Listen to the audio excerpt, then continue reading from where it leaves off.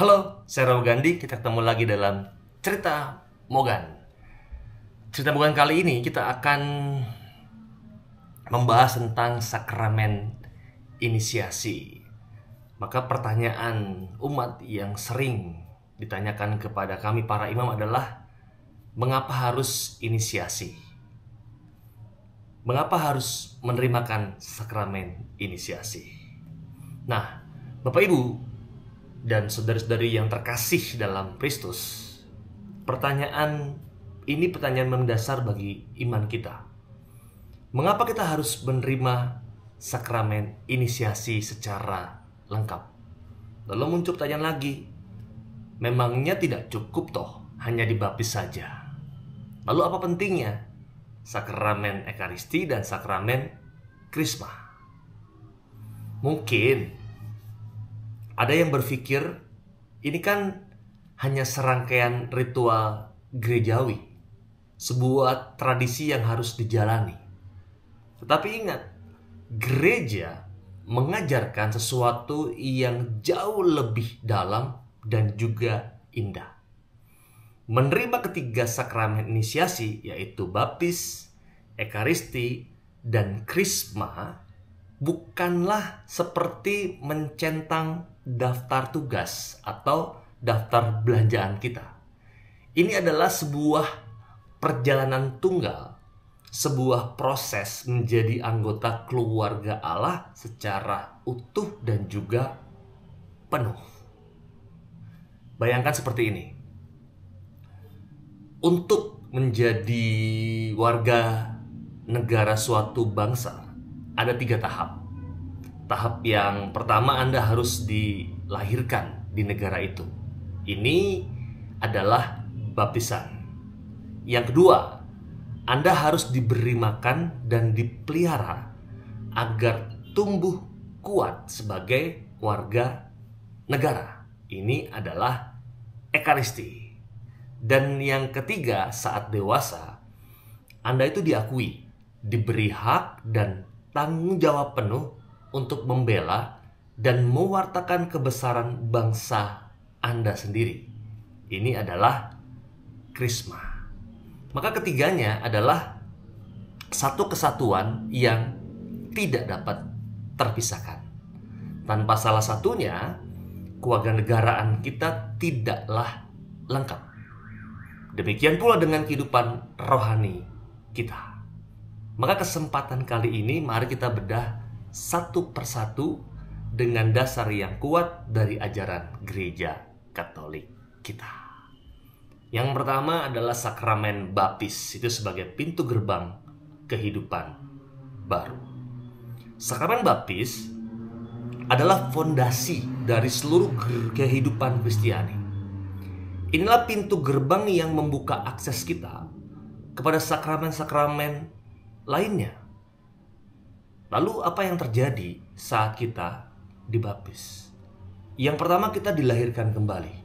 Dan ingatlah, ini bukan secara fisik, tetapi secara rohani. Kita menjadi ciptaan baru, anak-anak Allah. Yang kedua, kita dibersihkan dari dosa. Dosa apa? Dosa asal yang kita warisi dan semua dosa pribadi dihapuskan jika baptisan diterima saat kita dewasa. Yang ketiga, kita digabungkan dengan Kristus dan gerejanya. Artinya kita menjadi anggota tubuh mistik Kristus. Kita tidak lagi sendirian, tetapi kita menjadi bagian dari keluarga besar gereja Katolik. Lalu dasarnya apa? Dasarnya sebetulnya bukan dari paus atau uskup, tapi dari perintah langsung Yesus Kristus sendiri. Dalam Injil Matius 28 ayat 19, sesaat sebelum Yesus naik ke surga, Yesus memberikan perintah agung kepada para rasulnya. Karena itu pergilah, jadikan semua bangsa muridku dan baptislah mereka dalam nama Bapa, Anak, dan Roh Kudus. Ini adalah mandat ilahi. Yesus sendiri yang memerintahkannya. Dan kepada Nikodemus, Yesus juga berkata dalam Yohanes 3 ayat 5, Aku berkata kepadamu, sesungguhnya jika seseorang tidak dilahirkan dari air dan roh, ia tidak dapat masuk ke dalam kerajaan Allah. Maka baptisan sekali lagi adalah syarat mutlak, langkah pertama yang tak tergantikan untuk memulai perjalanan iman kita. Dan kita dilahirkan sebagai warga kerajaan surga. Itu yang pertama. Yang kedua, sakramen Ekaristi, makanan untuk perjalanan iman kita. Setelah kita dilahirkan melalui baptis, apa selanjutnya? Bayi yang baru lahir butuh makanan untuk tubuh, bukan? Jika tidak, ia akan lemah dan juga akan mati. Dan makanan rohani kita adalah sakramen Ekaristi. Gereja menyebut Ekaristi itu sebagai sumber dan puncak seluruh kehidupan Kristiani. Anda bisa baca dalam KGK atau Katekismus Gereja Katolik 1324. Mengapa? Yang pertama, kita disatukan secara intim dengan Yesus. Saat kita menyambut komuni kudus, kita tidak hanya menerima simbol. Ingatlah itu. Kita tidak hanya menerima simbol, tetapi kita menerima tubuh dan darah Kristus sendiri. Ini adalah persatuan paling intim yang bisa kita alami dengan Tuhan di dunia ini. Yang kedua, kita diberi kekuatan rohani. Ekaristi adalah roti perjalanan yang memberi kita kekuatan untuk menghadapi yang namanya godaan, menghadapi yang namanya tantangan, bahkan untuk hidup kudus setiap harinya. Yang ketiga, ini adalah jaminan kehidupan kekal. Maka menerima Ekaristi, tanda kutip mudahnya, adalah uang muka. Uang muka dari perjalanan surgawi yang akan kita nikmati selama-lamanya. Dasarnya apa, Romo? Lagi-lagi ini adalah perintah langsung dari Yesus. Dalam Injil Yohanes 6, 53 sampai 54, Yesus berkata dengan sangat tegas, sesungguhnya jikalau kamu tidak makan daging anak manusia dan minum darahnya, kamu tidak mempunyai hidup di dalam dirimu. Barang siapa makan dagingku dan minum darahku, ia mempunyai hidup yang kekal. Perkataan ini sangat kuat. Yesus tidak mengatakan sebaiknya. Ia mengatakan ini adalah suatu keharusan untuk memiliki hidup ilahi di dalam diri kita. Maka pada perjamuan terakhir, ia juga memerintahkan, perbuatlah ini menjadi peringatan akan aku. Jadi, Bapak Ibu dan saudari-saudari terkasih, jika baptis adalah kelahiran, Ekaristi adalah makanan yang menopang kehidupan kita. Tanpa Ekaristi, iman kita akan menjadi iman yang tanda kutip kurang gizi, lemah, bahkan mudah goyah. Maka Anda yang masih bolong-bolong Ekaristi, yuk kita mulai rajin untuk berekaristi.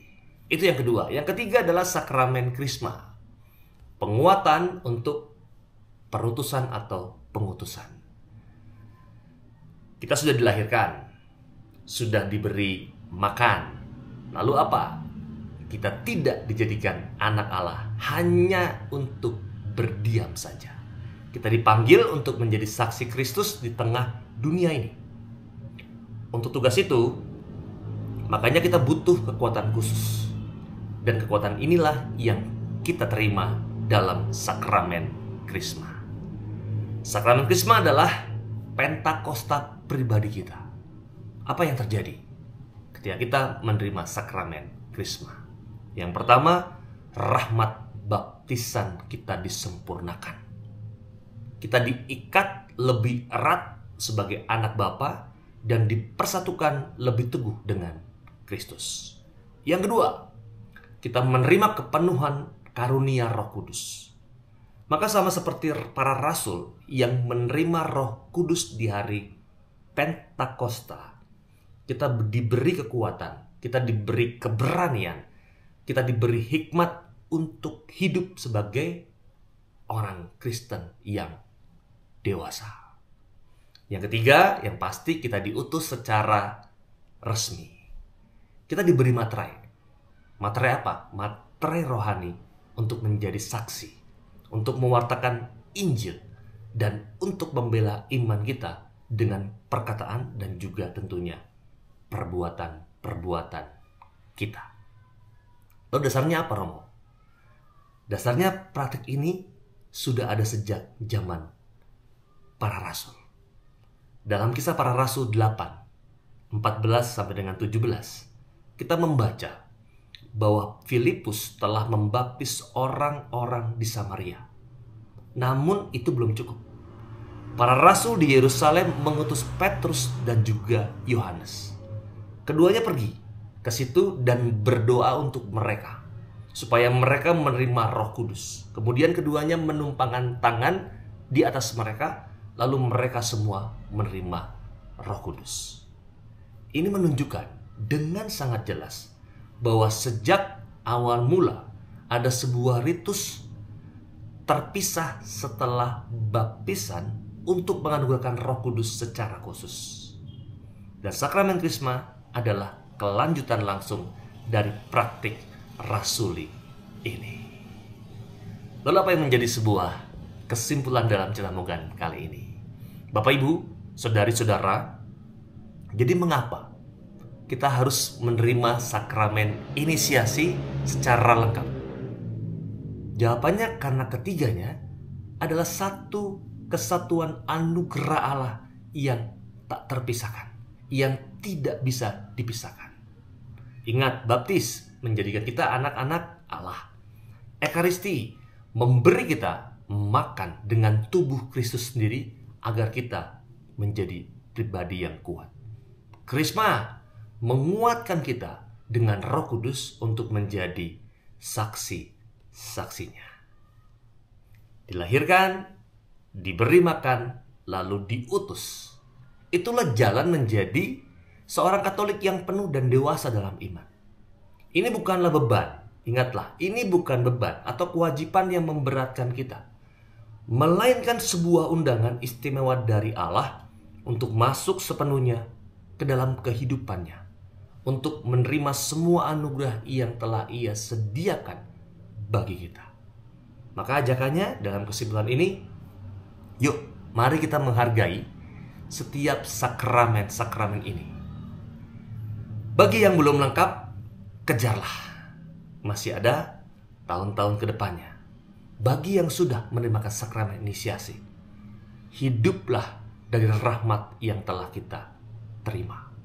Karena melalui sakramen inisiasi inilah kita dipersiapkan tidak hanya untuk hidup di dunia ini, tapi ingatlah untuk hidup kekal bersama Allah di surga. Terima kasih. Berkah dalam, semoga ini berguna untuk Anda semua.